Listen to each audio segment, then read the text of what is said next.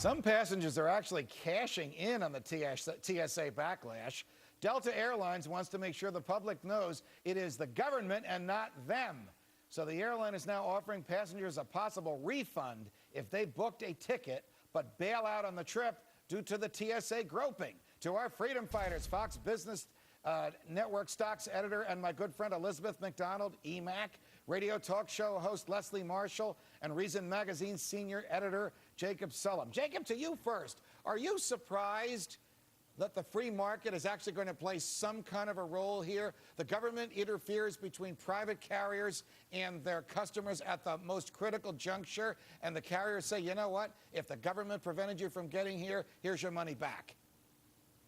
No, it doesn't surprise me very much. I'm not sure how much it's going to actually end up costing Delta, because I'm not sure what share of tickets are non-refundable to begin with. It would only affect the ones that are non-refundable.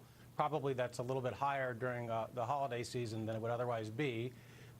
And so you're talking about some percentage of all tickets that are non-refundable, and then a certain percentage of those people who are going to be put off enough by the new security procedures that they actually choose not to fly. Well, so I think it probably is not very much money to them, but it helps them put a good face on this. Right. As you said, they can say it's not our fault, it's the government's fault. It's the government's fault. This really is an anomaly, Leslie, isn't it? Because if the government makes you late for a flight, you can't sue the government. If the TSA agents were private and they made you late for a flight, you could at least get into the courthouse door. So question, should the government be protecting private property and telling the airlines who to allow on their planes, or should the airlines be making those decisions?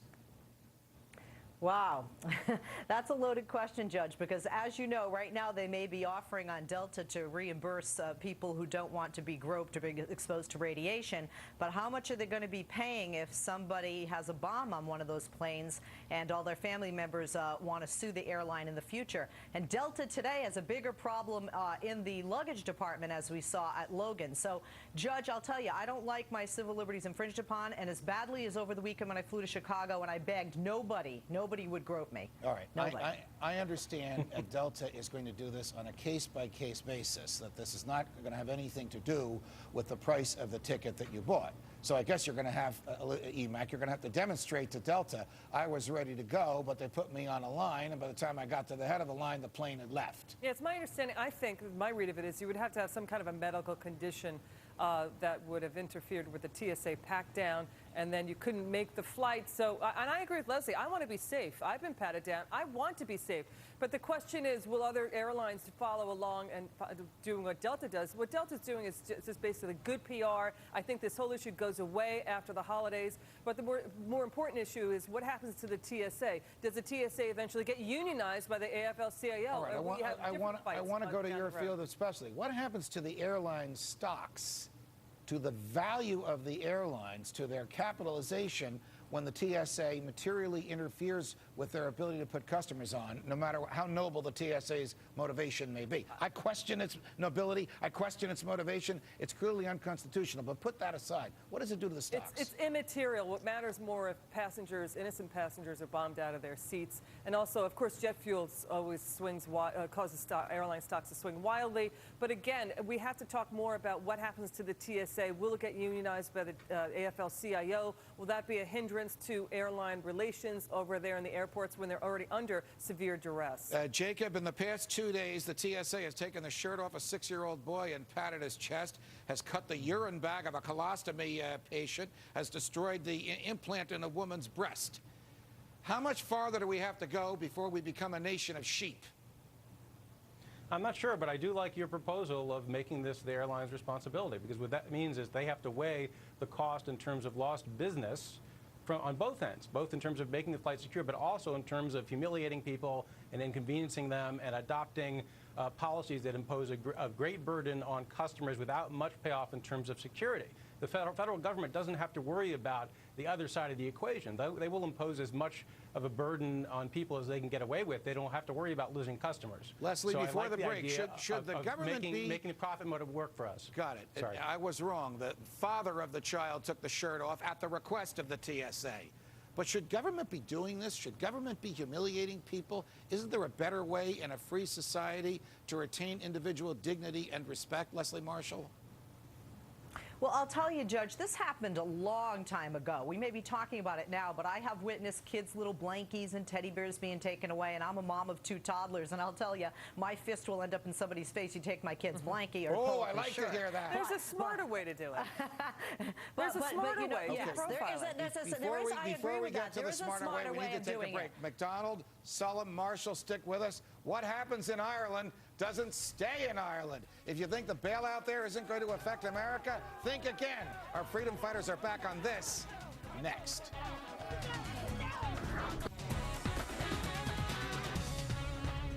After great pressure from the European Union, Ireland is accepting a bailout of up to $100 billion, a bailout with strings attached that the Irish are not happy about and don't want. This has my freedom fighters wondering, should the European Union, which compromises the sovereignty of these nations, exist? Should it be bailing out? Should it be making these demands? Back with me now are Emac, Marshall, and Sullum. Emac, to you first. Should the European Union be... Let me step back.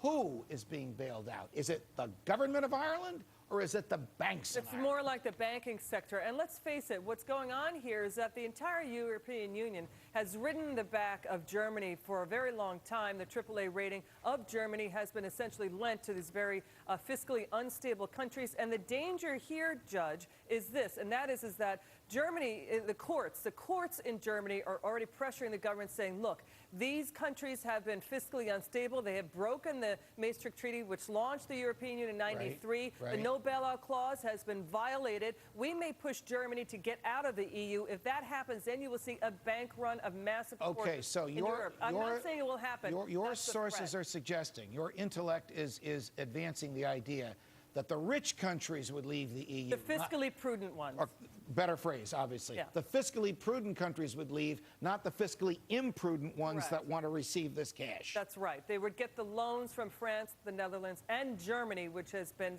basically very upset. Jacob, any lesson for us to learn here? Stated differently, might there be some money from Ben Bernanke's bank in this bailout, and we won't know about it unless Ron Paul or Dennis Kucinich can get the Fed audited?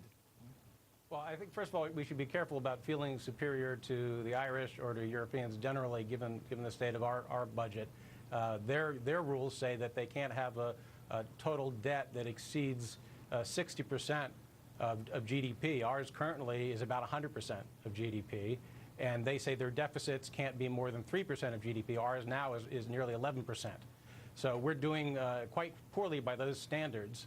Look, with the EU, you get a tremendous benefit in terms of the freedom of travel, freedom of trade. Right. You may also get some benefit from rationalizing laws across a large territory, if they're good laws. The problem is that if you have bad policies that are writ large and you undermine the advantages of federalism, then you can get bad policies that are imposed upon a big territory that people can't escape. Leslie? Things like the EU-wide ban on smokeless tobacco, or the EU-wide dictates on the sizes of tomatoes and shapes of tomatoes and that sort of thing. Got it. So I would say there's a trade-off there. Well, I thought our government was bad. The EU was actually dictating the size of tomatoes. That would seem to affect the law of physics. I would hope that governments would recognize that the laws of physics are outside their competence. Leslie Marshall, Dennis Kucinich, who ran for the Democratic nomination for president, announced earlier today he's going to investigate the Federal Reserve in large measure to see if they have anything to do with this EU bailout of Ireland. How far will he get? Because Pelosi and company still control the House.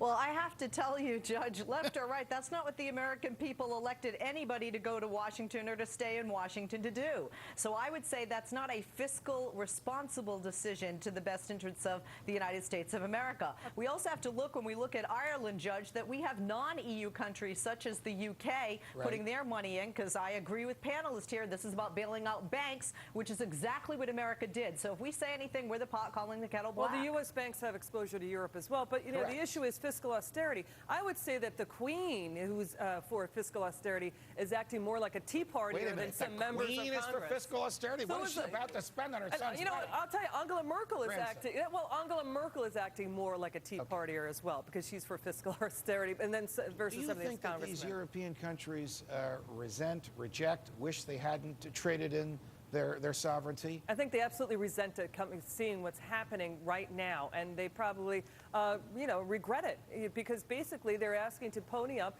hundreds of billions of euros for a stabilization fund, which they never may see return on when they have gone through their own fiscal austerity and their wage restraints. Paying for hairdressers to retire in Greece at age 50 when you have to retire, say, in Germany at age 62, 65, that would be a problem if I lived in Germany. Got it. Jacob Sullum, Leslie Marshall, EMAC, thank you for joining us. Happy Thanksgiving. To you too. We'll see what happens in Ireland. Time and again, political unions have been created with that promise that would help to facilitate